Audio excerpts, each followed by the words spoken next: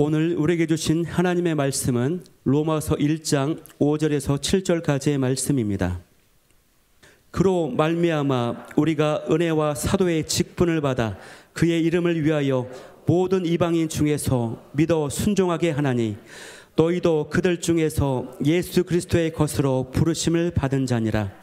로마에서 하나님의 사랑하심을 받고 송도로 부르심을 받은 모든 자에게 하나님 우리 아버지와 주 예수 그리스도로부터 은혜와 평강이 있기를 원하노라. 이번 주에 좋은 소식들을 듣고 또 그렇지 않은 소식들을 듣고 그래서 정리했습니다. 어떻게 정리했느냐? 하나님의 뜻대로 믿음 안에서 깨어서 기도하는 가정의 결과는 그게 좋은 결과이든 그렇지 않은 결과이든 하나님의 역사이다. 결국 지금 혹시라도 좋은 의미로 좋은 역사가 일어나지 않았다 할지라도 시간이 지나고 나면 반드시 유익하도록 역사해 주실 것이다. 다행히 하나님 앞에 기도하고 믿음의 역사가 일어난 가정들은 하나님 앞에 영광을 돌리고 그것은 기도의 응답 속에서 주어진 것이니 하나님 앞에 감사하면 될 것이다. 이걸 제가 기초라고 얘기하겠습니다. 기초. 어떤 역사가 일어날 수 있는 근본적인 기초는 하나님 앞에 말씀과 기도와 또 신앙생활을 통해서 주신 이 기초가 결과로 나타나는 이런 역사들이 우리의 삶 속에 귀하게 나타날 수 있기를 원합니다. 아마 로마서 끝날 때까지 그 얘기 할 텐데요.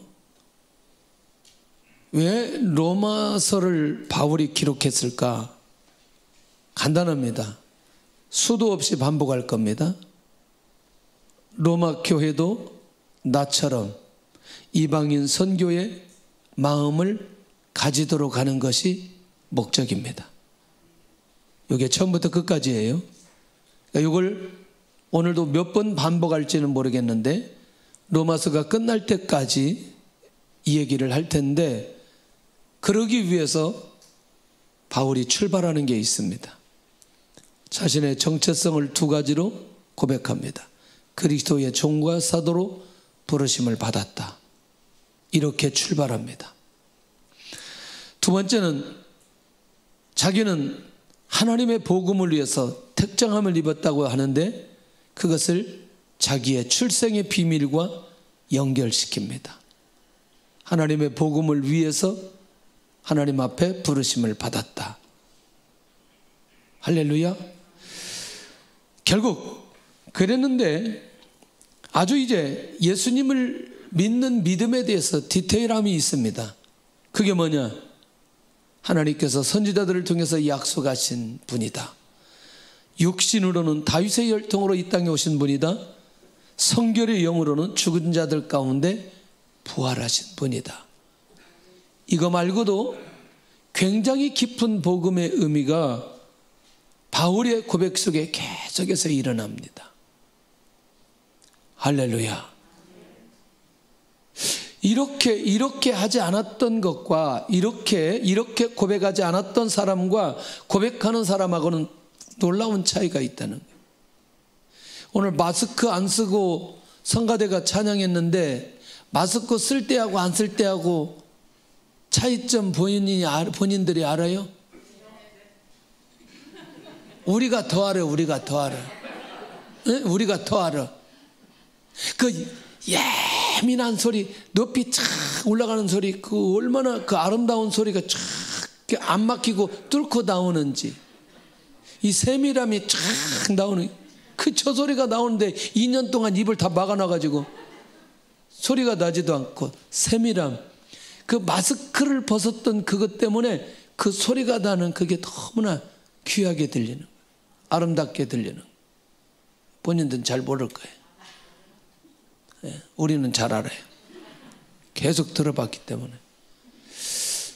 바울이 예수님 나의 죄를 위해서 십자가에 죽으셨다는 지난번에 반복되어진 그 얘기만 하는 게 아니고 예수님을 믿는 그 예수님에 대해서 굉장히 세밀하고 구체적으로 고백하는 이 내용이 여기서 끝나지 않기 때문에 그렇다는 거예요.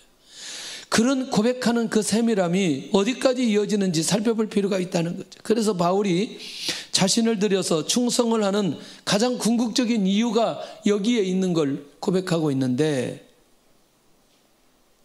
그러면 바울의 입장에서 로마 교회가 자기처럼 그렇게 하나님의 비전을 가지고 인도받기를 원하는데 바울이 원하는 게 뭐예요? 바울이 원하는 게 뭐예요? 내가 지금 물어봤어요.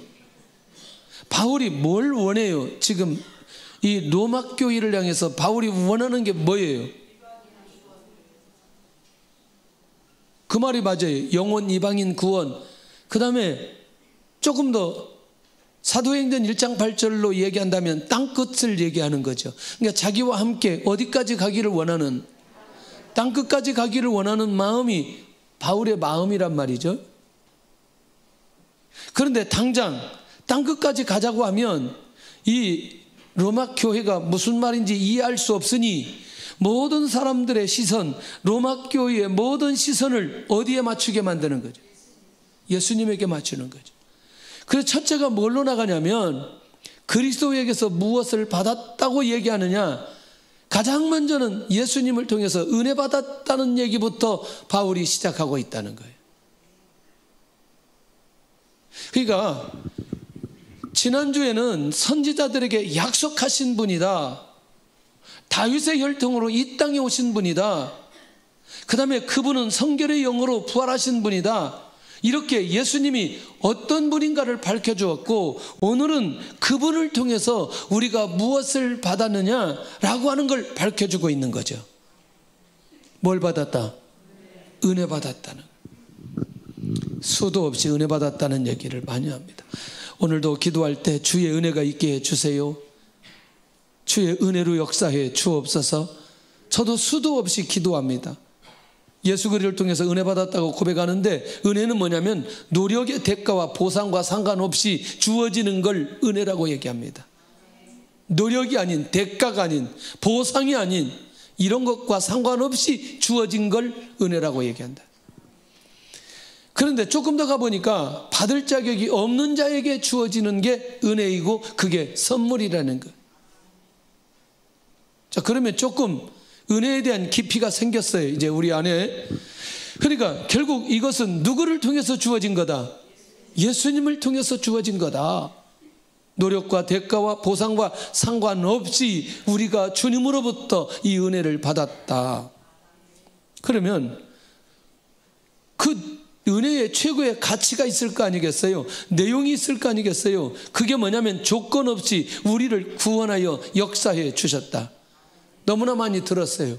이것도 오늘 학습할 수 있어요. 그런데 이 부분에 대해서 조금 더 설명을 하면 좀 이 은혜에 대한 깊이가, 내용이 좀 더 할 수 있어요. 그런데 이 은혜는 오직 무엇으로만 주셨다? 믿음으로만 주셨다. 여기까지는 그냥 우리가 그동안 이해했던 부분이에요. 그래서 사도 바울이 이 은혜에 대해서 너무나 깊이 있게 생각하지 않고 학습할까 봐 너무나 구체적인 내용을 얘기하는 거죠. 뭐냐? 그러면 은혜 받기 전의 상황은 뭐냐? 봤더니 허물과 죄로 죽었던, 멸망 가운데 있었던 상황이 은혜 받기 전 상황이다, 이렇게 말하고 있다는 거예요. 그러면 이때 상황을 보니까 육체와 마음에 원하는 대로 살아가 진노의 자녀이었다. 멸망의 자녀, 징계의 자녀. 우리말로 그냥 쉽게 설명한다면 지옥 갈 인생이 예수 그리스도를 믿고 천국 가는데, 천국 가도록 했던 그것은 하나님께서 우리에게 주신 은혜였다 라고 하는 것을 알려주고 있다는 거죠. 정리해 본다면 결국 이런 엄청난 은혜를 사도 바울과 로마에 있는 모든 교회와 성도들이 주님을 통해서 이 은혜를 받았다는 사실을 기억하게 만들어주고 있다는 거예요. 이게 얼마나 감격적인 은혜인지. 진노의 자녀였는데 하나님의 자녀되었고, 진노의 자녀였는데 축복의 자녀였고, 진노의 자녀였는데 하나님의 상속과 미래에 대한 분명한 하나님의 약속들을 받을 수 있는 사람으로 바뀌어진 은혜, 그것이 그리스도를 통해서 우리에게 주어졌다 라고 하는 걸 밝혀주고 있는 거예요.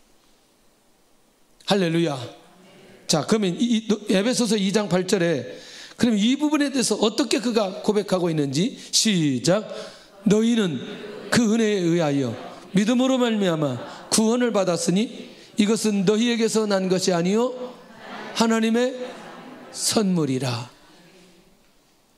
너희에게서 난 것이 아니요 누구의 선물이라? 하나님의 선물이라. 너무나 명확하게 구체적으로 확인시켜 줍니다.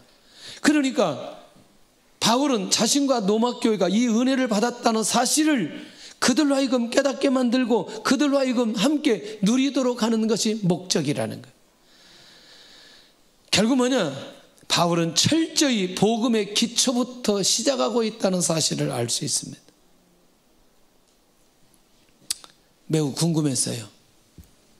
손흥민의 아버지가 신앙생활을 할까 말까. 어제 확인했어요. 서울의 모 교회에 잘 다니더라고. 근데 손흥민 자신은 자기가 신앙생활 한다고 그런 얘기는 안 하는데 아버지가 그렇게 신앙생활을 잘하더라고. 본래 그 친구가 미션스쿨 명지대학교 축구선수였거든요. 기독교 재단이거든요. 체풀해야 되고. 그래서 제가 그렇지, 뭔가 이 신앙의 기초가 분명히 있지. 아무래도 이게 조금 더 나중에 또 좀 기가 막힌 정보를 알려드리고. 그러니 지금 로마 교회가 이 복음의 기초부터 시작되는 게 바울에게 있어서는 너무나 중요하다는 거예요.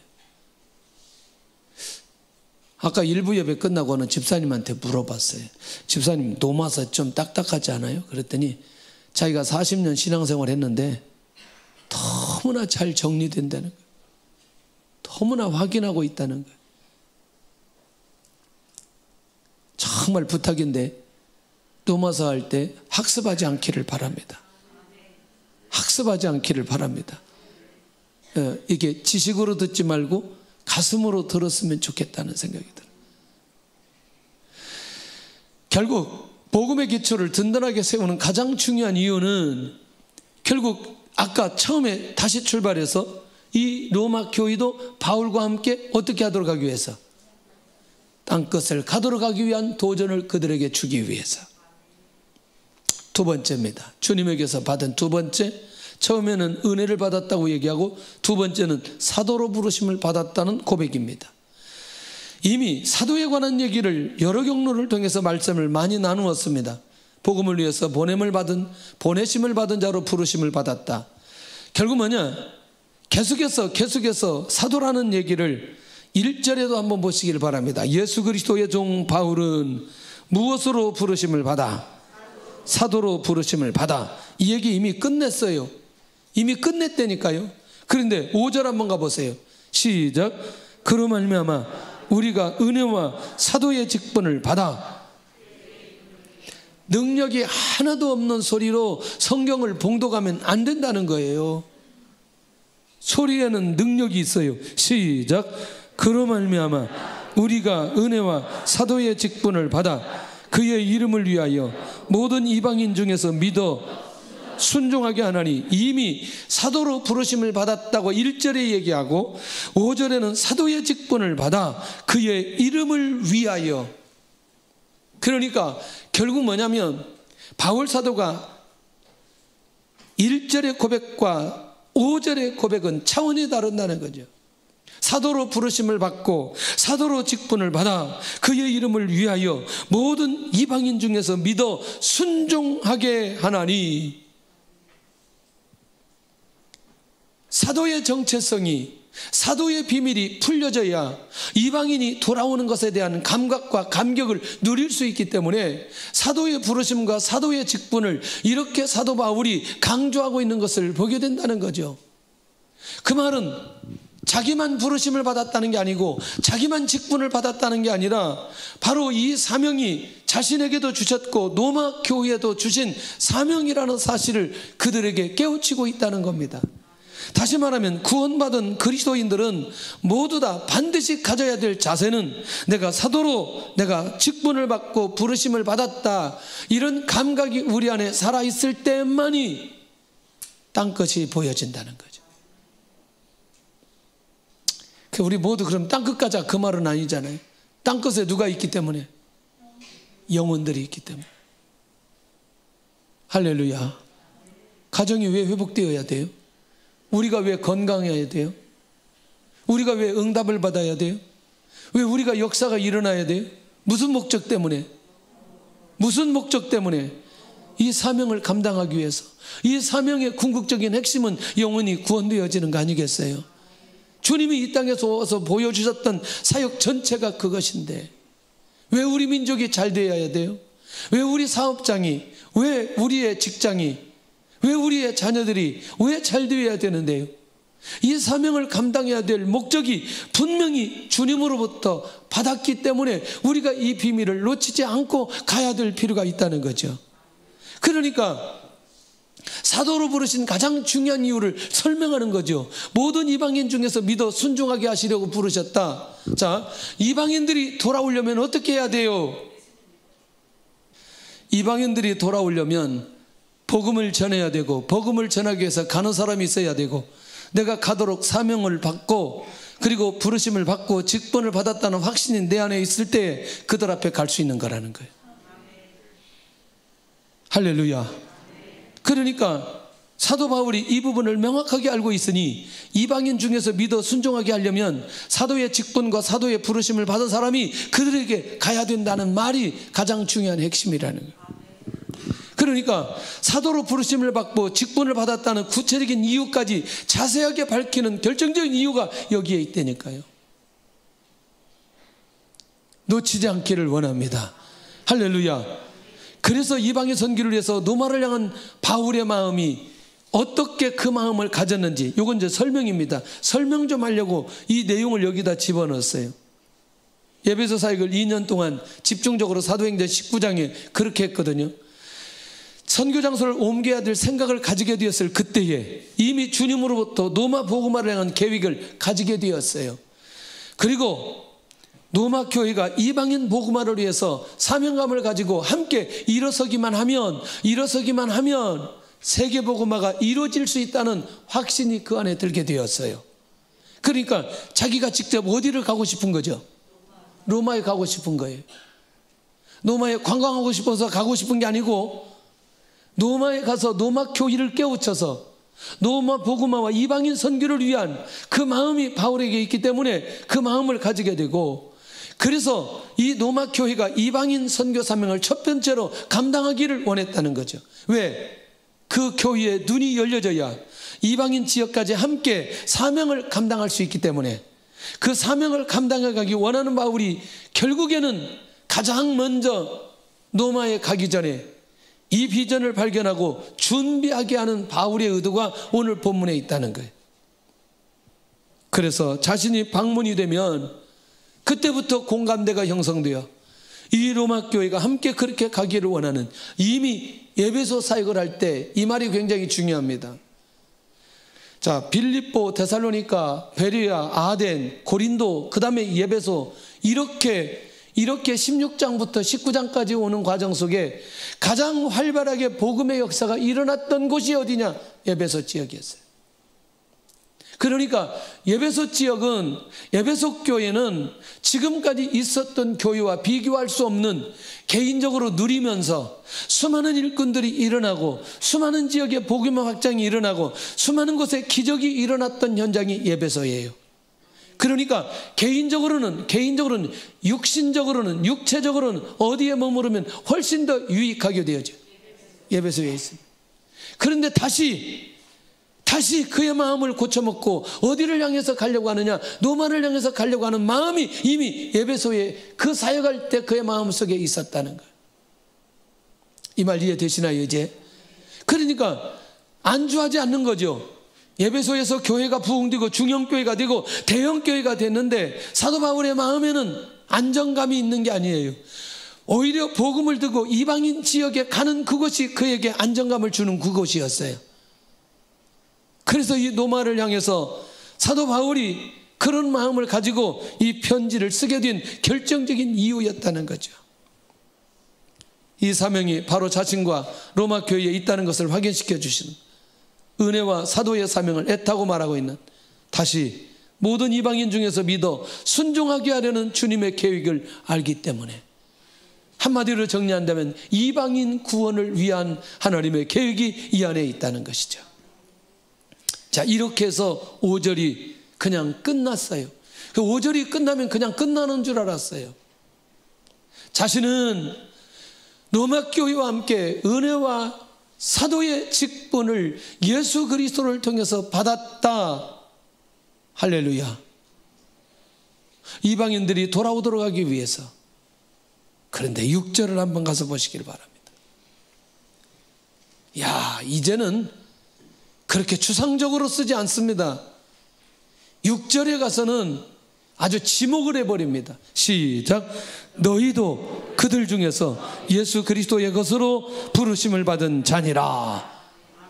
누구도, 너희도, 누구 중에서, 그들이 누구예요? 그러니까 바울의 관심이 누구? 이방인. 그러니까 로마 교회 성도들도 누구?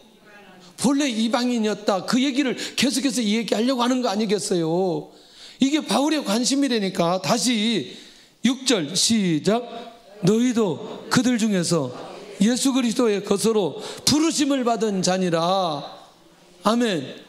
이제 이해되시죠? 무슨 말인지. 예. 그러니까 이미 이방인 중에 있다가 예수님 믿고 그리스도인이 되어 로마 교회 성도들이 되었어요. 놀라웠게도 예수 그리스도의 것으로 부르심을 받았다는 것이 바울의 고백이고 바울의 확신인 거예요. 그래서 로마 교회 성도들도 이방인으로서 성도가 된 정체성을 정확하게 밝혀주고 있는 것 아니냐는 거예요. 자신과 동일한 마음과 비전을 가지도록 하기 위해서 이제 그들 자체가 이제 이방인으로서 성도가 된 이 사실을 밝혀야만이 바울이 하는 말이, 바울의 비전이 들려질 수 있기 때문에. 멋있어요? 네, 바울의 마음이요, 안 느껴지면 6절이 안 보여집니다. 우리도 한 절 한 절이 진짜 바울의 마음이, 그 중심이 우리가 보여져야만이 결국에는 왜 그렇게 너희도 그들 중에서 이렇게 말하는지, 너희도 그들 중에서 이렇게 지목해서 말하는지. 이방인의 정체성으로 그리스도인이 되었다는 건 은혜로 주어진 것이며 은혜로 고백해야 된다는 비밀이 그 안에 있고, 지금의 상황을 반전시키려면, 영혼의 비전을 가지게 하려면 반드시 이 얘기를 할 수밖에 없다는 거죠. 다시 정리합니다. 지금의 상황이라고 말할 때 이런 거예요. 이방인이 예수님 믿고 돌아왔어요. 그리고 교회 와서 예배를 드리고 교회하면서 신앙생활을 하고 있어요. 그러나 무엇은 놓치고? 이방인을 놓치고. 그러니까 결국 자기들도 이방인이 되었다가 그리스도의 것이 되고 그리스도인이 되었는데, 지금 여기에서 안주하지 않고 다시 그 마음을 바꾸어서 이방인들로 향하건 이방인들로 향할 수 있도록 하는 것은 그들이 이방인의 정체성으로 그리스도인이 되었다는 사실을 깨닫게 주어야 이 상황이 반전될 수 있다고 사도 바울은 생각했기 때문에 오늘 이 6절에 그렇게 접근하고 있는 걸 보게 된다는 거예요. 할렐루야. 그러니 이게 이런 마음이 주님을 향해서, 주님을 통해서, 주님에 의해서 주셨던 자기 자신의 삶이 이런 결과로 자기 자신 스스로에게도 왔고, 그 왔던 그것을 로마 교회와 성도들과 함께 공유하기를 원하고, 그리고 그들도 자기와 함께 일어서기를 원하고, 자기와 함께 이방인들이 있는 곳에 가기를 원하는 마음이 바울의 마음이다. 그러니 우리가 그리스도의 것이라고 계속해서 강조하는 만큼 주님께서 원하는 자리에 가야 될 필요가 있다는 거 아니겠냐는 거예요. 주의 은혜가 있기를 원합니다. 우리 다 모두 다 그럼 바울처럼 그렇게 가자 그런 얘기는 아니니까 그런 마음으로 사업을 하고 직장생활하고 학교를 다니고 가정생활을 해야 된다. 할렐루야. 그 안에 역사가 일어날 수 있다는 것이죠. 그러면 그리스도의 것으로 부르심과 은혜를 받은 자는 자신의 삶을 자신이 결정할 수 있는 권한이 자기에게 있지 않다. 누구에게 있다? 주님에게 있다는 거죠. 오직 부르신 자의 결정에 의해서만 살 수 있다는 것이니 주님이 결정하시고 주님이 말씀하시고 주님이 순종하면 그리스도의 것으로 부르심을 받은 자들은 그렇게 살아야 될 필요가 있다는 것입니다. 할렐루야. 주의 은혜가 있기를 원합니다. 1, 2, 3부 계속 얘기했어요. 왜 사람들이 60대만 되면 인생을 정리하려고 그래요? 왜 정리하려고 그래요? 다시 시작하는데, 다시 시작해야 되는데. 제가 어느 날 집사람한테 그랬어요. 나 다시 시작해야 되겠다. 앞으로 30년 사역을 준비해야 되겠다.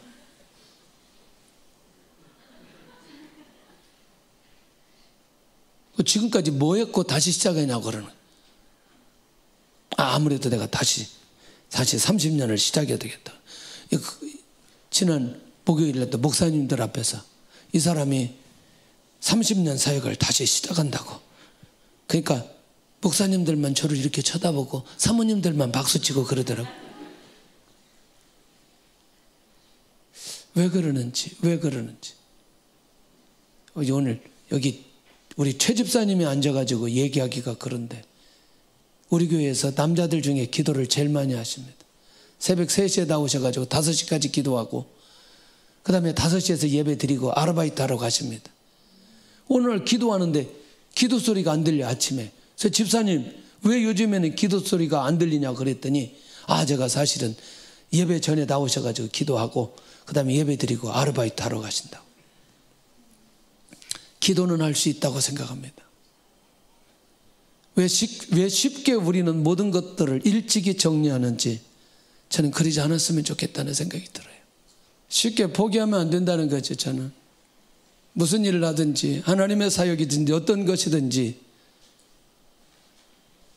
주님이 결정하지 않았는데 우리 스스로 결정하고 어떤 상황이 오면 쉽게 포기하고 쉬어버리고 무너지고 좌절하고 절망해버리고 저는 그러지 않았으면 좋겠습니다. 왜냐하면 내게 아니고 우리는 주님의 것이기 때문에 주님의 것으로 부르심을 받았기 때문에 그렇게 살아야 될 필요가 있다는 거죠. 그러면 그리스도의 것으로 살려면 어떻게 해야 되느냐?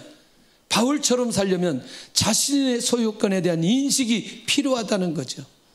내 소유권이 누구에게 있다? 주님에게 있다는 거예요.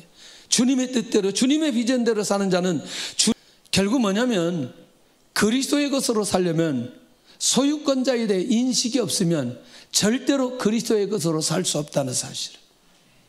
그러니까 이 시선이 사도 바울이 로마 교회의 시선을 계속해서 누구에게 돌리도록? 예수님에게 돌리도록. 할렐루야. 이 의미가 어떤 의미인지 우리가 이해할 필요가 있다는 거죠. 그러면 바울이 이런 삶을 살기 위해서 실제로 오늘은 이렇게 정리하였지만 로마서 14장에는 매우 구체적으로 권면하고 있는 걸 보게 됩니다. 14장 한번 가서 보겠습니다. 로마서 14장 뭐라고 말하는지. 그리스도의 것으로 고백하면서 살아가는 사람들이 어떤 고백 속에서 어떤 자세로 가야 되는지 14장 6절, 7절, 8절 보는데 그냥 보면 안 됩니다. 지금 말씀을 기억하면서 우리는 그리스도의 것으로 부르심을 받았다는 사실을 기억하면서 6절, 7절, 8절 시작.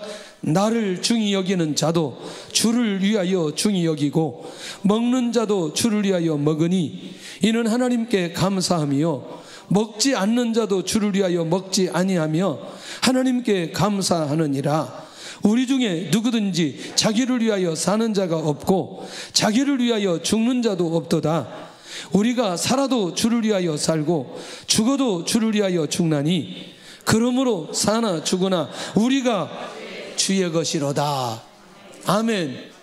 그러니까 그리스도의 소유권에 대한 고백을 하며 살아가는 비결 중에 한 가지는 자기를 위하여 사는 자가 없고 죽는 자도 없다. 그러니 살아도 주를 위해 살고 죽어도 누구를 위해서?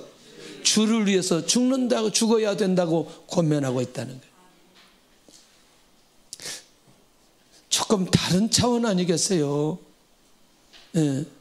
자기를 위해서 살지 않고 주를 위해서 살고 주를 위해서 죽는다는 이 고백이 얼마나 중요한 의미가 있는지. 결국 그 소유권을 인정하는 자만이 그렇게 살 수 있는, 자신의 삶의 가치를 모두 다 누구에게 두도록? 그리스도에게 두도록 권면하는 바울의 이 중심을 살펴볼 필요가 있다는 거죠. 지금까지 살아온 것처럼 이방인을 위해서 땅끝까지 갈 수 있다는 그것은 바로 어디? 그 모든 소유권이 누구에게 있기 때문에? 주님에게 있기 때문에 바울도 가능하고 로마 교회도 가능하고 수많은 그리스도인들도 가능하다는 사실을 우리에게 가르쳐주고 있다는 것입니다. 오늘 이 비밀을 놓치지 않았으면 좋겠습니다. 하나님, 나도 오늘 예수 그리스도의 것으로 부르심을 받은 자이니라, 자니라, 그렇게 고백하며 나갈 수 있는 그런 우리 성도들이 될 수 있기를 원합니다. 마지막 세 번째는, 그러면 그렇게 살아가는 자들에게 축복을 하는데요, 바울은 축복의 대상을 어떻게 정하고 있느냐? 하나님의 사랑하심을 받고 성도로 부르심을 받은 모든 자들이 축복의 대상이라고 말합니다.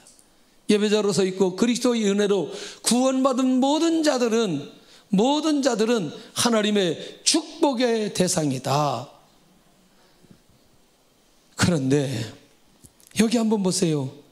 사도 바울이 고백하는 축복의 근거를 어디에서 찾고 있는지. 로마에서 하나님의 사랑하심을 받고 성도로 부르심을 받은 모든 자에게 하나님 우리 아버지와 주 예수 그리스도로부터, 이렇게 나갑니다. 어제도 결혼식 주례했어요. 결혼식 주례할 때마다 꼭 제가 뭔가 초점이 하나 있어요. 초점이 뭐냐면 이 가정이 행복하거나 형통하거나 복이 있거나 이런 마음이 있어요. 근데 그거는 제가 줄 수 있는 게 아니고 그걸 주시는 분이 우리 하나님이셔요. 그렇다면 하나님이 이 가정을 축복하는, 형통케 하는 분명한 근거가 있어야 된다는 거죠. 그 근거는 어디에서 찾아야 되느냐? 하나님의 말씀에서 찾아야 된다고 생각하는 거예요. 그러니까 그 하나님의 말씀을 가지고 하나님께서 이 가정을 이렇게 해 주실 것을 믿고 선포하는 거죠. 제가 하는 게 아니라니까요. 시간이 지나면, 결혼식 때는 이게 기억되지 않았어도 얼마의 시간이 지나고 나서 가정의 위기나 어려움이나 고난이나 환난을 당할 때 아마 그런 말씀들이 반드시 기억될 줄로 믿습니다. 결국 뭐냐? 축복이라고 하는 건, 복이라고 하는 건 사람 스스로 만들어내는 게 아니라는 사실을 사도 바울이 너무나 잘 알고 있어요. 하나님 아버지와 우리 주 예수 그리스도로 시작되어지는 이 놀라운 하나님의 축복, 할렐루야. 복은 반드시 어디서로부터? 위로부터 주시는 하나님 아버지의 결정에 의한 거라는 걸 사도 바울이 여기에서 밝히고 있다는 거죠. 오늘도 하나님 아버지와 우리 주 예수 그리스도의 은혜와 축복이 우리 성도들에게 임하기를 예수님의 이름으로 축원합니다. 은혜와 평강이 임하길 예수님의 이름으로 축원합니다. 결국 뭐냐? 그 축복의 가장 중요한 핵심이 은혜와 평강이 있는 영적인 축복과 육적인 축복으로 내려오는 것을 보게 된다는, 하나님과의 관계가 회복되어지고 하나님의 인도를 받아가는 모습이 뭘로 나타나느냐? 소리로 나타나는. 제가 하는 이 말을 잘 들으시면 좋겠습니다. 나와 하나님의 관계가 열려 있으면 얘는 소리로 나타나지만 우리는 삶으로 나타나게 되어 있어요. 그러니 은혜와 평강의 축복이 하나님과 나와의, 이 사실은 이 평강이 하나님과의 화목한 관계에서부터 주어지는 축복이거든요. 그러니까 하나님과 나와의 관계가 화목한 관계이면 그 통로를 통해서 하나님께서 주시고자 하는 모든 것들을 내려보내신다는 거죠. 흘려보내신다는 거죠. 그러면 이것들이 결국에는 어디로 연결이 되느냐? 육적인 것, 눈에 보이는 것들로 연결되어질 수 있다. 그러니까 눈에 보이는 얘기는 하지는 않았지만 영적인 축복을 사도 바울이 마음껏 이 로마 교회에 있는 성도들에게 은혜와 평강이 있도록 축복하지만 사실은 그것은 결과적인 삶으로 나타나는 모든 것까지 함께 그 안에 포함되어져 있는 걸 보게 된다는 거예요. 영혼이 잘 되면 범사가 잘 되기 때문에. 할렐루야. 주의 은혜가 있기를 원합니다. 이런 하나님의 놀라운 축복이 날마다 우리 가운데서도 임하여 하나님의 영광이 내 삶 속에 나타나는 것을 매일매일 경험할 수 있기를 원합니다. 모든 복의 출발은 하나님의 관계에서부터 시작된다는 이 사실을 놓치지 않을 때에 진정한 하나님의 축복을 받으며 누릴 수 있다는 것입니다. 이 기초가 무너지면 육적인 삶도 무너지기 때문에 먼저 이 축복을 받아 하나님 앞에 영광을 돌리고 눈에 보이는 육적인 삶도 응답을 받는 놀라운 역사가 일어날 수 있기를 원합니다. 나는 주님으로부터 어떤 은혜를 받았는가? 나는 주인 되신 주님의 부르심을 받았는가? 그 부르심이 나에게 엄청난 축복이라는 것을 믿는가? 나는 누구의 것인가? 그리고 나는 누구를 축복하고 있는가? 우리 찬양하면서 하나님 앞에 예물 드리는 시간을 갖겠습니다.